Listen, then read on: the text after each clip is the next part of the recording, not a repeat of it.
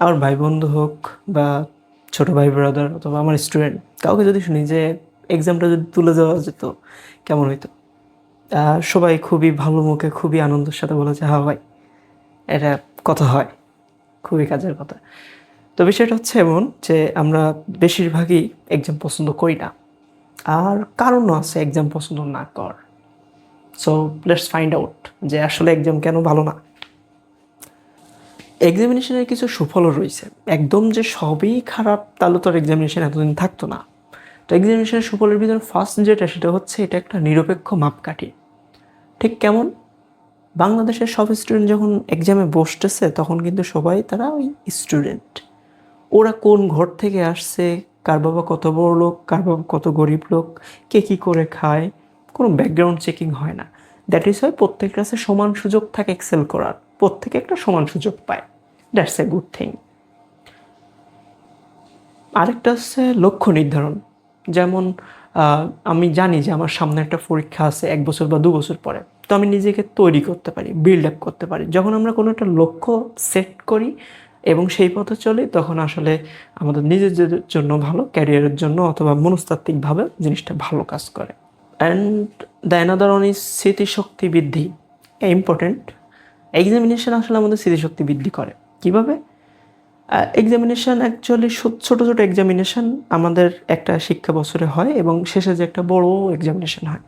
তো কি হয় যখন ওই শেষ এক্সামিনেশানে আমরা পুরাতন এক্সামিনেশানে যেগুলো পড়ছে সেগুলো রিভাইজ করি বা পুরা বছরের যেটা বাল্ক পড়াশোনা এটা যখন একসাথে পড়ি তখন আমাদের ওইগুলো আবার ব্রেইনে খুবই ভালোভাবে টেস্ট হয় এবং এটা দেখা যায় যে অনেক জীবনের প্রায় অনেক সময় পর্যন্তই আমাদের মনে থাকে।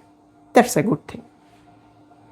যখন এক্সামিনেশনটা আমাদের মেইন পয়েন্ট হয়ে দাঁড়ায় শিক্ষা ব্যবস্থার, তখন সমস্যাটা হয় স্যারেরাও ঠিক ওই এক্সামিনেশনের জন্যই সব কিছু কিন্তু পড়ায়। কেমন?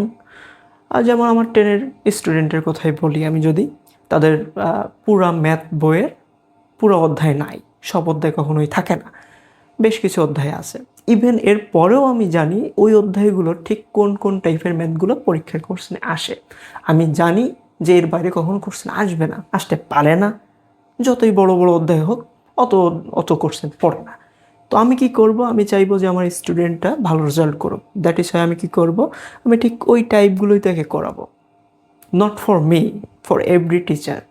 টিচারদের কাজই হচ্ছে স্টুডেন্টকে ভালো মার্ক পাওয়ানো বর্তমান শিক্ষা ব্যবস্থায়, নট ভালো করে শেখানো।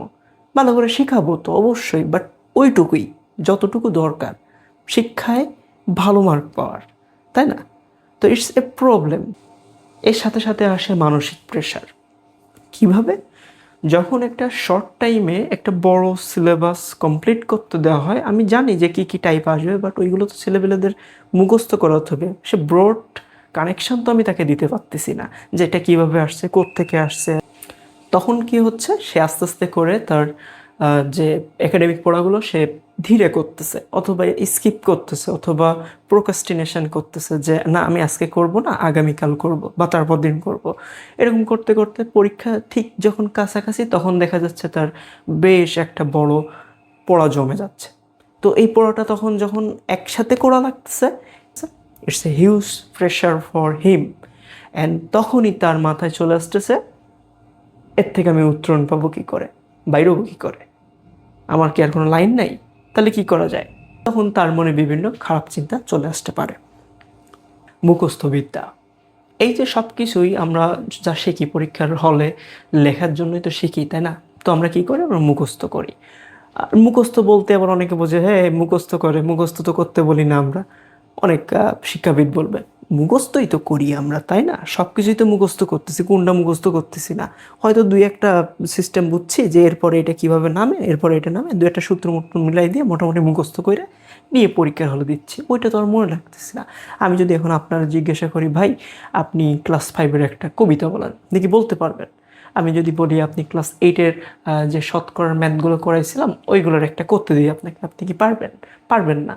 তাহলে আপনার রিয়েল লাইফে তো এগুলোর প্রয়োগ নেই। আপনি তখনও চিন্তা করছিলেন যে এগুলো তো প্রয়োগ নেই, আমি জাস্ট মুখস্থ করলেই হয়ে যাবে। তো এই মুখস্থ বিদ্যা যখন আপনি করতেছেন, হ্যাঁ, আপনি তো পুরোপুরি জ্ঞান পাচ্ছেন না।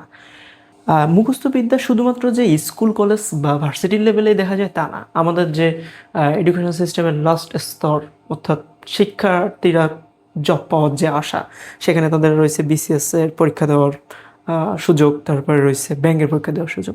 আপনি এইগুলোর কথা চিন্তা করেন, পুরোপুরি মুখস্থ বিদ্যা, এভরিথিং ইজ মুখস্থ বিদ্যা। মুখস্থ বিদ্যা শিখে একটা জব পেয়ে তার লাভটা কি? মানে সে জব করবে টাকার জন্য, দ্যাট ইজ হয় সে মুখস্থ করতেছে, তার শিক্ষাগত কোনো কিছু সে জীবনে কিন্তু ইউজ করতেছে না। একজন ম্যাথ গ্রাজুয়েট লাইক মি, আমি কিন্তু অবশ্যই পড়াশোনা করতেছি ব্যাংক বা বিসিএস এর জন্য। আমার শিক্ষাক্ষেত্রের কোনো কিছু এখানে লাগবে না, পুরাটাই ওয়াস্ট, তাই না? এরপরে আসে বড় ডিপ্রেশন। স্কুল লাইফের পোলাপাইন তো অবশ্যই একটা গুরুতর প্রেশারের ভিতর দিয়ে যায়। ইভেন এর ভিতরে আমি তো বললাম যে তাদের সুইসাইডাল রেট ইদানিং অনেক বেড়ে গেছে। আরেকটা এর থেকে বড় সমস্যা আছে, সেটা আমরা দেখতেও পারি না, আবার বুঝতেও পারি, বাট ইউনো দেখেও বুঝি না। সেটা হচ্ছে ব্যাড কর্মদক্ষতা। একটা মানুষ যখন তার প্যাশন থাকে না কোনো কিছুতে, অথচ তার করতে হয়, তখন সে তত মজা পায় না কাজটা করে, ফ্লোরিশ করতে পারে না তার সেক্টরে।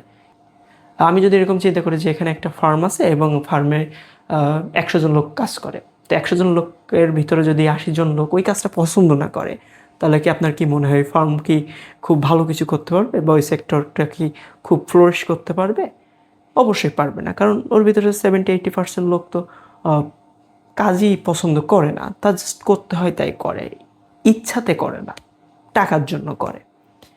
সলিউশন অনেক সলিউশন আছে পৃথিবীর বহুত বহুত উন্নত দেশে, কিন্তু দেখা যাচ্ছে এখন প্রজেক্ট বেস যে শিক্ষা ব্যবস্থা সেদিকে ফলো করার। সুইডেন, নরওয়ে এই টাইপের কান্ট্রিগুলোতে এখন দেখা যাচ্ছে আমাদের শিক্ষাবিদরা সেভাবে চিন্তা করতে পারে। দেন আছে এআই সাহায্যে একটা নতুন শিক্ষা কাঠামো তৈরি করা। একটা উদাহরণ চিন্তা করি, আমি বাজার থেকে 50টা মার্বেল কিনে নিয়ে আসলাম। এর ভিতরে লাল আছে, নীল আছে, সবুজ আছে, কমলা, হলুদ, বিভিন্ন কালার আছে, 50টা মার্বেল। তো বাজারের থলির ভিতরেই তো আমি করে নিয়ে আসছি, সব তো একসাথে, তাই না? তাই আমি বাসায় এসে যখন এটা বের করলাম, তখন দেখলাম যে সব দলা ফাঁকায় রয়েছে একসাথে, জগা খিচুড়ি। তো আমি এগুলোকে সাজিয়ে রাখবো আমার টেবিলের উপরে। তো আমি কীভাবে রাখবো? প্রথমে ঠান্ডা মাথায় সাবধানে একটা একটা করে সবুজ বল তুললাম, এক পাশে রাখলাম, লালগুলো তুলে আরেক পাশে রাখলাম। এভাবে আমার যতগুলো কালার ছিল সবগুলো বল তুলে আলাদা করে ফেললাম। তো এই সাজানোর ফলে কি হলো, আমার ঘর এখন অনেক সুন্দর দেখাচ্ছে, অগোছালো দেখাচ্ছে না, এবং তারাও বেশ একটা মার্জিত পরিবেশে থাকতে পারতেছে। তো এবার আমি যদি চিন্তা করি বাচ্চাদের নিয়ে, একটা সময় অনেক বাচ্চা বাংলাদেশে জন্ম নেয়। প্রত্যেকটা বাচ্চা বড় হয়ে কী হবে উই ডোন্ট নো, বাট প্রত্যেকটা বাচ্চাকে আমরা যদি ছোটোবেলা থেকে আস্তে আস্তে বিভিন্ন প্রফেশন সম্পর্কে জানাতে পারি।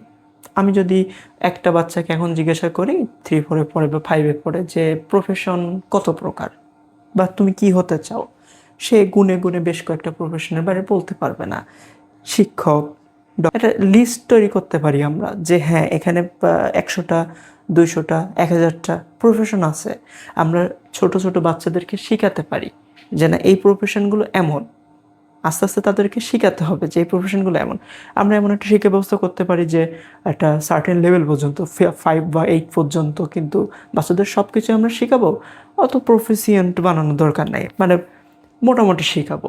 সে জানবে বাংলা, ইংলিশ, ম্যাথ সব কিছু জানবে, মুখস্থ করার জন্য না, কোনো বড় এক্সামিনেশন আমরা নিব না, বা সে জানবে এবং ক্লাস টেস্ট দিবে স্যারের কাছে। তার স্যারের যা মনে হয় সে, কোনো মার্কিং করা হবে না যে ফার্স্ট হলো, সেকেন্ড হলো, থার্ড হলো, নো মার্কিং, কোনো মার্ক নাই, জাস্ট এক্সাম দিতেই থাকবে। স্যারের বুঝতে হবে যে কার কত ইমপ্রুভমেন্টের দরকার, কোনো রকম টিচার টিটিংয়ের দরকার নেই, এইগুলোর দরকার নেই। দেন তাকে প্রতিটা সময় একটা জিনিসের উপরে ফোকাস করাতে হবে যে প্রফেশনগুলো কী কী, পৃথিবীতে যে কয়টা প্রফেশন আছে আমরা তাদেরকে শেখাবো যে এই এই প্রফেশনে মানুষ যাইতে পারে, একটা প্রফেশনাল লিস্ট বানাই ফেলবো, তাই না? এরকম তো ডাক্তার, ইঞ্জিনিয়ার বাদে যার প্রফেশন নয় তা তো না, পৃথিবীতে বহুত বহু সুন্দর সুন্দর প্রফেশন আছে, এগুলো তাদেরকে শেখাতে হবে, ওই ছোটোগুলো থেকে পুশ করতে হবে, নট স্ট্রংলি যে না এইদিকে যাও না, এরকম না, তাদেরকে জানাতে হবে যে না এই এই প্রফেশন আছে। তো এরপর কী হবে, স্টুডেন্টকে দেখতে হবে কে কোন দিকে যাইতে চাচ্ছে, কার ইনথুজিয়াজম কার কোন দিকে, তো এটা আস্তে আস্তে স্যারদের লক্ষ্য করতে হবে যে না এইদিকে এদিকে এই বলা যেতে যাচ্ছে। তো ঠিক ওই আমার ওই মার্বেলের মতো আস্তে আস্তে দেখা যাবে যে সবুজ মার্বেল বা সবুজ বাচ্চা একদিকে, কালো বাচ্চা একদিকে, ব্লু বাচ্চা একদিকে হয়ে যাচ্ছে। অর্থাৎ এক একজনের প্রফেশন বেছে নিচ্ছে, not in primary level, at আপনার সার্টেন লেভেল তার আস্তে আস্তে আপনি আপনি চলে যাবে। এটা এমন কিছু না, এটা খুব কঠিন কিছু না। তো এরপর কি করতে হবে, তাদেরকে তাদের সেদিকে পুশ করতে হবে, তাদের অপশন রাখতে হবে যে না you can switch, you can move, তোমার যদি পছন্দ না হয় you can go another way, কোনো সমস্যা নাই, কোনো রকম বাধ্যবাধকতা নাই। কোনো প্রফেশনকে ব্যালট করে করে দেওয়া যাবে না। কেন, ডাক্তার খুবই মহান, ইঞ্জিনিয়ার খুবই মহান, আর আর্কিওলজিস্ট মহান না, দিস ইজ নট ফেয়ার। এটা করেই তো সমস্যা পৃথিবীতে যত সব আমরা এই হায়ারার্কি করি সবসময়, যে এইটা বড়, এটা তারপর এটা, তারপর এটা, তারপর দ্যাট ইজ দ্য প্রবলেম।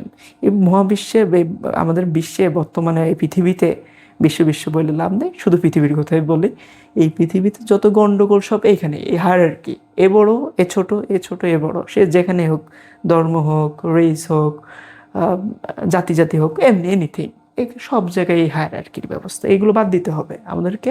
একটা প্রপার ওয়েতে যেতে হবে, আস্তে আস্তে বাচ্চাদের বোঝায়, তাদেরকে শেখায়, সুন্দর একটা পরিবেশ তৈরি করতে হবে। প্রাইমারি লেভেলে সব থেকে বেশি ফোকাস করতে হবে হাউ ইউ বিহেভ, তোমার কথা বলার ধরন কেমন হবে, তুমি কাদের সাথে কি আচরণ করবা, এইগুলো শেখাতে হবে বাচ্চাদেরকে।